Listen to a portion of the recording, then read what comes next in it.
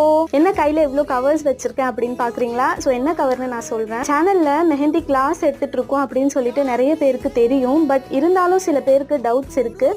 என்ன அப்படின்னா நம்ம கிட்ட மெஹந்தி கிளாஸ் படித்த ஸ்டூடெண்ட்ஸ் கம்ப்ளீட் பண்ண கம்ப்ளீஷன் சர்டிஃபிகேட்ஸ் தான் இது, சரிங்களா?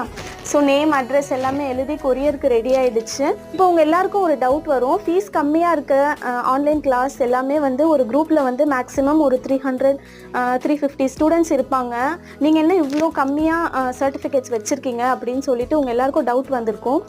ஸோ அதையும் நான் கிளாரிஃபை பண்ணுறேன். நம்ம கண்டக்ட் பண்ணுற கிளாஸில் ஒரு பேட்ச்சில் மேக்ஸிமம் 30 ஸ்டூடெண்ட்ஸ் தான் நான் வைக்கிறேன். ஸோ அதுக்கு மேலே நான் ஸ்டூடெண்ட்ஸ் வைக்கிறது கிடையாது.